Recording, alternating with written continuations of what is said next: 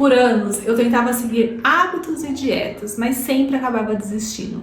Até que eu encontrei o que realmente funcionava para mim. Nesse vídeo nós vamos entender como que nós podemos construir hábitos saudáveis que sejam sustentáveis, sem ter aquele exagero ou aquela força de fazer aquilo de forma perfeita. Isso porque muitas vezes nós começamos sempre com aquela motivação, aquela vontade de mudar, mas com o tempo, os desafios, as coisas vão acontecendo e nós acabamos desistindo e esquecendo até daquele nosso objetivo, do que nós queríamos. Então, se você já tentou mudar algo ou fazer algo na sua vida, mas não conseguiu, eu tenho certeza que você vai se identificar com esse vídeo. Eu não sei você, mas eu já tentei por muitos anos acordar cedo, ter aquela disposição, aquela coisa das pessoas que falam clube das 5 da manhã.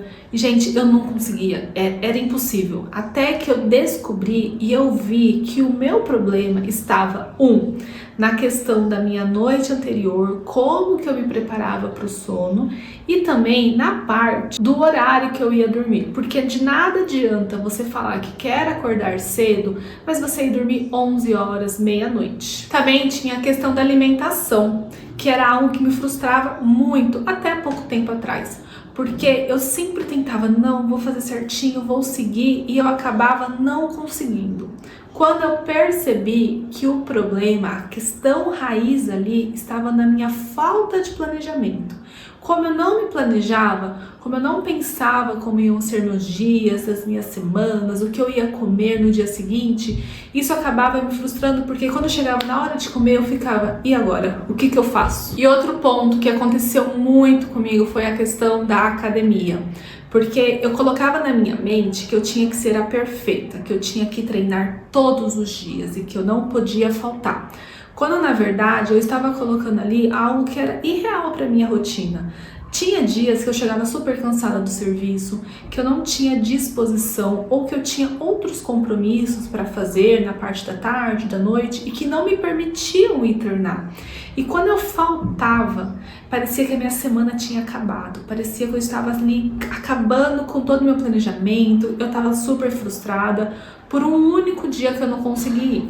Então, rever esse ponto e entender essas questões foram muito importantes e, assim, de certa forma foram essenciais para que eu pudesse criar para mim algo que fosse saudável, que fosse constante e que eu conseguisse manter. Então, o primeiro de tudo foi observar como estava a minha higiene do sono. Eu não sei se vocês já ouviram falar desse termo, mas a higiene do sono é algo transformador.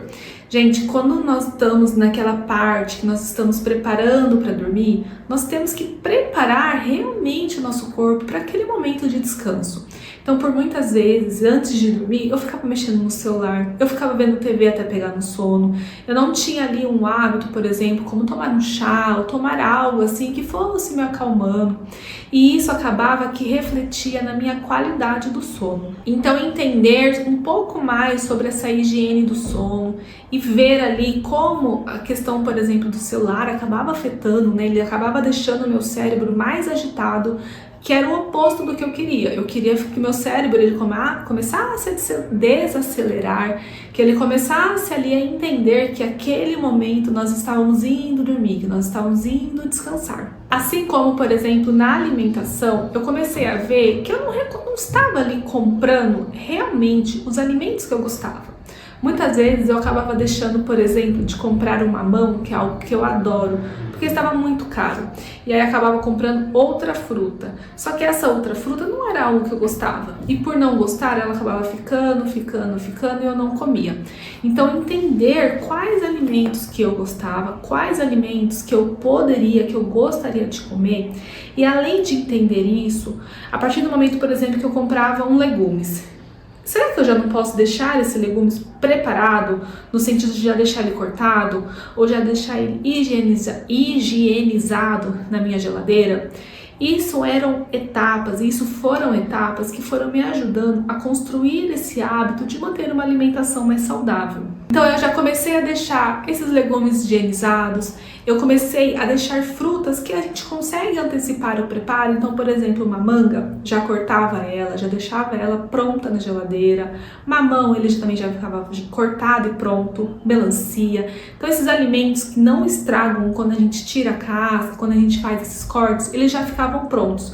Porque quando chegava o momento de comê-los, eu só precisava pegar, abrir a geladeira, o pote, né? Abrir o pote e fazer a minha porção ali, pegar a quantidade que eu preciso comer. E uma outra coisa que ajudou bastante também foi deixar alguns preparos que são um pouco mais demorados, prontos e até congelados. Então, por exemplo, arroz e feijão é algo que aqui em casa a gente acaba não fazendo sempre na hora.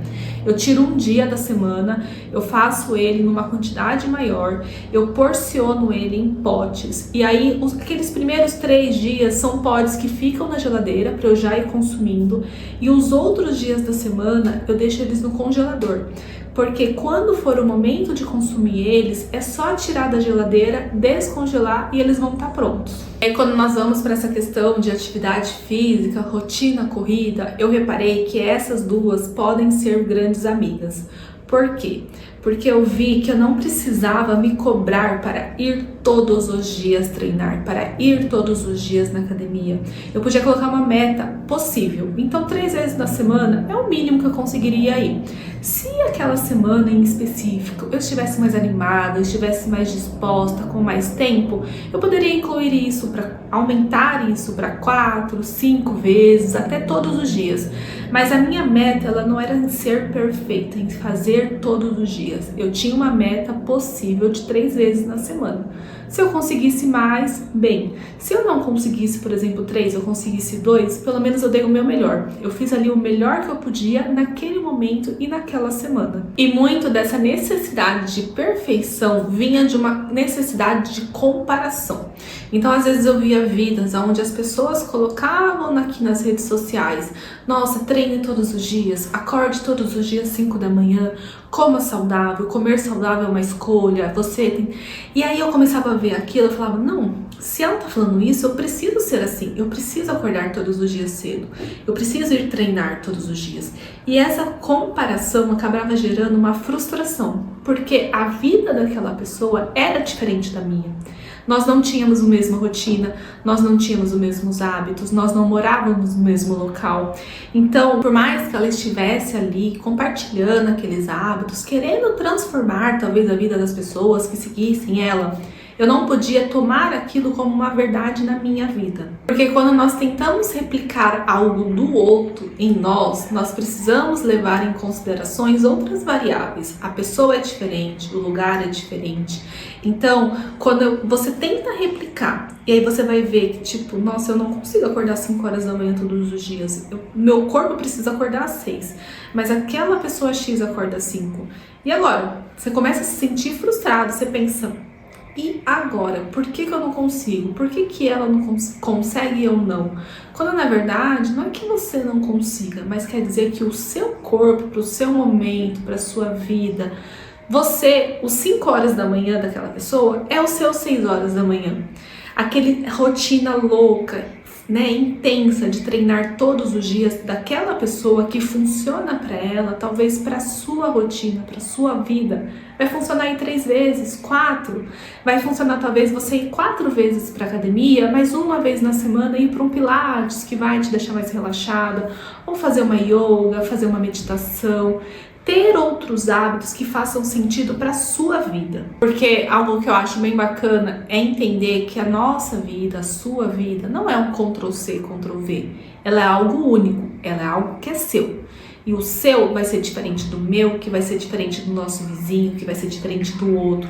Nós precisamos tratar essa questão da nossa vida como algo único, não como algo que precisa ser replicado, mas como algo que é nosso. Partindo para algumas estratégias que funcionaram para mim, foi primeiro começar pequeno, começar com um hábito por vez. Não querer abraçar todo mundo ou querer copiar uma rotina de uma pessoa. Entender que são opções, que existem possibilidades, que existem essa rotina A, essa rotina B, essa rotina C. e saber tirar o melhor proveito de cada uma para que eu consiga criar um hábito novo na minha vida. Depois foi ajustar todos esses hábitos, todas essas questões na minha rotina, entender que eu vou ter semanas, que eu vou ter meses, que eu vou ter períodos onde eu vou estar mega produtiva, fazendo, acontecendo, assim como eu vou ter outros períodos que podem acontecer alguma coisa, que eu possa estar mais, um pouco desanimada, mas não só desanimada, mas que eu possa estar ali um pouco mais desacelerada, querendo aproveitar mais o momento, não precisando focar tanto na produtividade e saber que isso faz parte da nossa vida. Nós não vamos estar sempre ligados no 220, nós em alguns momentos vamos precisar desacelerar para que o nosso corpo também descanse e relaxe. E outra coisa muito importante é celebrar as nossas pequenas conquistas para que elas gerem aquela motivação contínua. Quando você consegue ver aquelas pequenas conquistas na sua vida e aprende a celebrá-las, isso, gente, é transformador, porque você não fica esperando que algo grandioso aconteça. Você consegue ver ali naqueles pequenos passos do seu dia algo que está mudando, e quando nós somamos um passo pequeno hoje, um amanhã, um depois, no final vai ser um grande passo, vai ser um hábito que às vezes você consegue transformar. Então é interessante, por exemplo, você ter um rastreamento desses hábitos.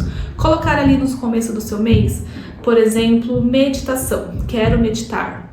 Você colocar ali, hoje eu meditei, amanhã, dia 2, dia 3, ter o mês inteiro planejado para que você consiga ver quais dias você medita mais, quais você medita menos.